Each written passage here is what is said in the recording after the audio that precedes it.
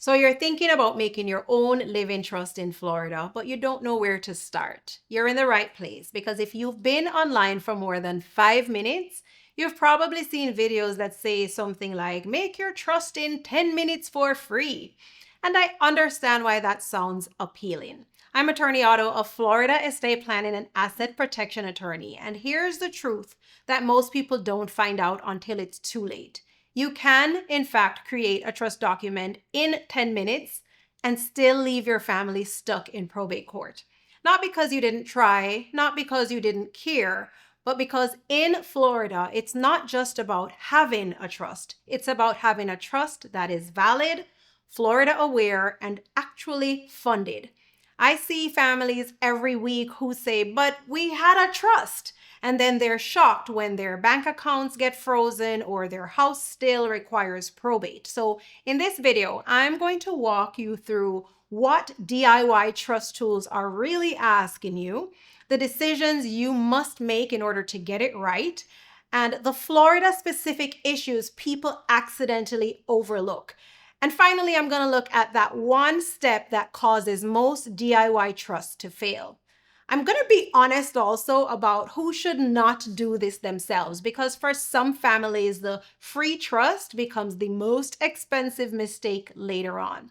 Here's exactly what we're going to cover: what a revocable living trust is actually supposed to do, how DIY trust tools typically work, the decisions inside the template that matter the most, Florida-specific issues that generic tools often miss, and the biggest step people skip: funding the trust, and a simple self-check to help you decide whether your trust would actually work if something were to happen to you. So let's start with, what is a revocable living trust? A revocable living trust is basically a legal container that can hold your assets. Think of it like a safe, and the trust document is the instructions for that safe. It tells us who controls it now while you're alive. It tells us who takes over if you become incapacitated. It tells us who inherits when you die, and whether beneficiaries receive assets outright or in stages. Here's the key point most people miss: a trust only controls what you actually put inside it. You can have the most beautifully written trust in the world, but if your house and accounts were never transferred into it, the trust doesn't do much at all. This leads to one of the biggest surprises I see.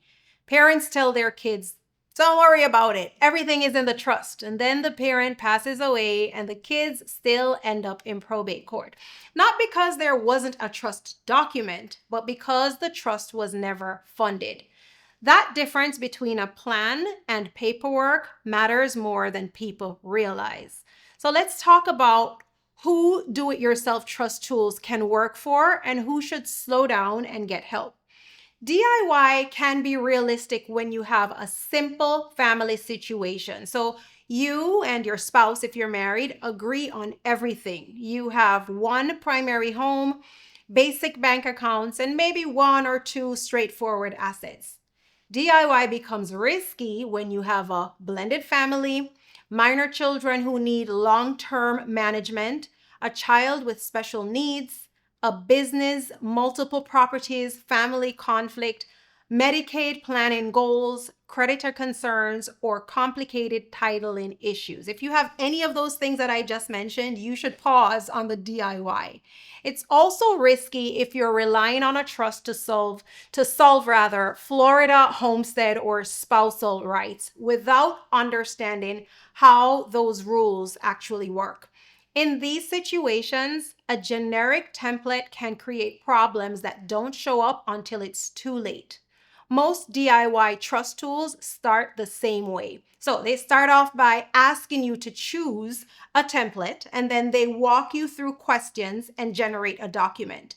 Here's what actually matters when choosing a template. First, state-specific customization. Florida law matters. Sign-in requirements matter. Homestead rules matter. Spousal rights matter.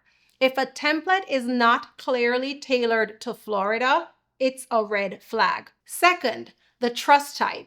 Most people are creating a revocable living trust.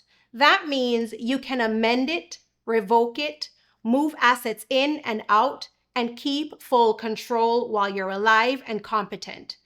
If a template makes it sound like you're giving away your house or losing control, something is being misunderstood or poorly explained, so you should pause there. Third, and this is critical, the tool is not the plan. The document is only one piece. The real plan is how the trust is executed and funded afterward.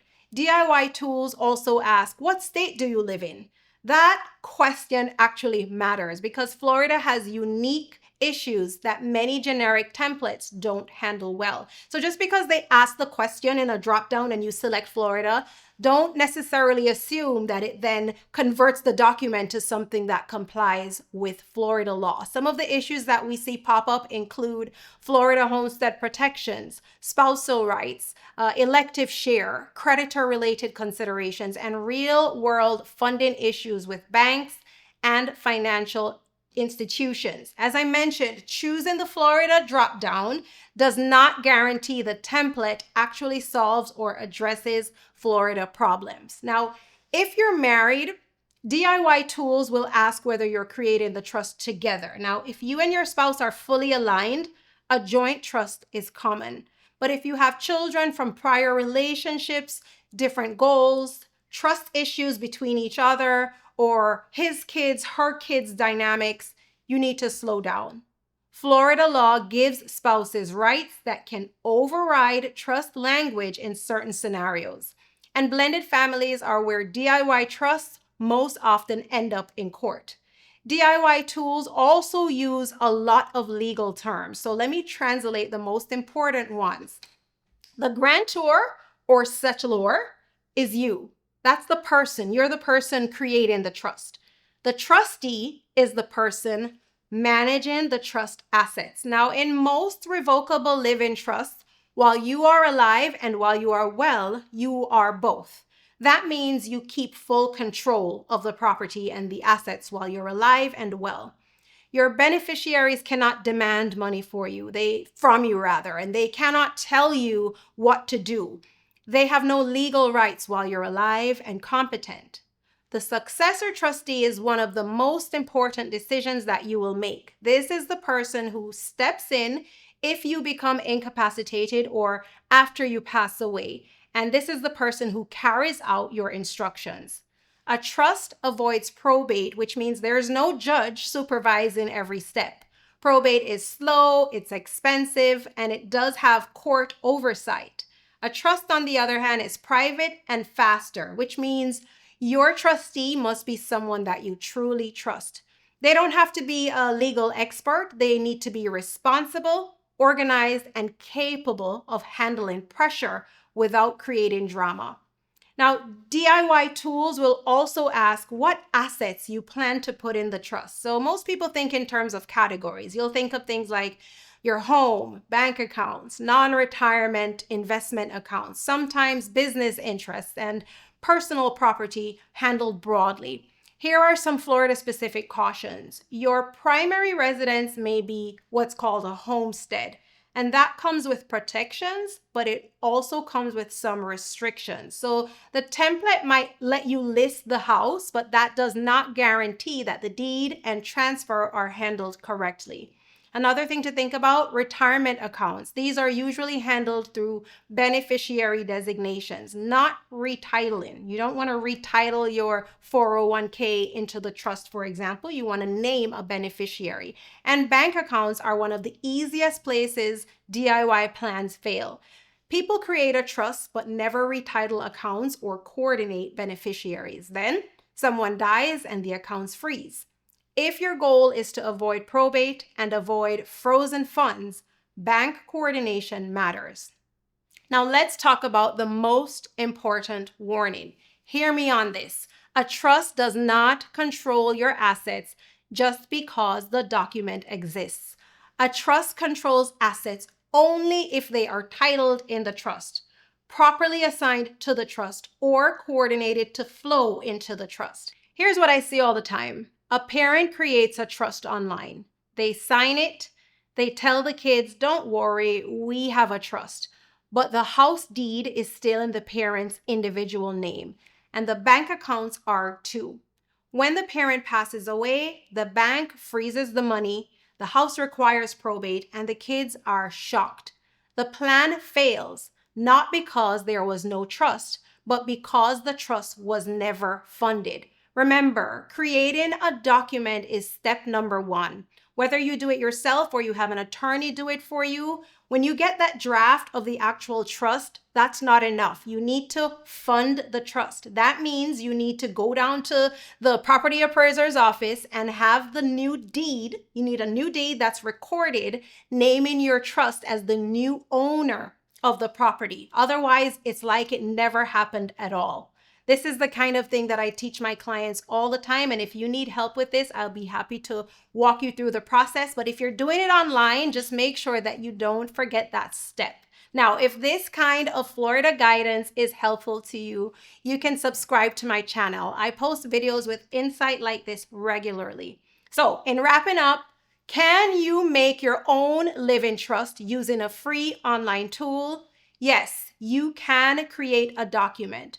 But whether that document actually protects your family in Florida depends on whether it accounts for Florida realities, whether it's executed correctly, and most importantly, whether it's funded correctly. Because a trust that owns nothing avoids nothing. And a trust that isn't coordinated with your accounts and beneficiaries creates a false sense of security. You see, estate planning isn't about filling in blanks. It's about outcomes. It's about what happens when you cannot speak for yourself. And it's about whether your family has clarity, authority, and direction when they need it most. If you have a question you'd like me to answer in a future episode, leave it in the comments. I'm Attorney Otto. Plan wisely, live confidently, and I'll see you next time.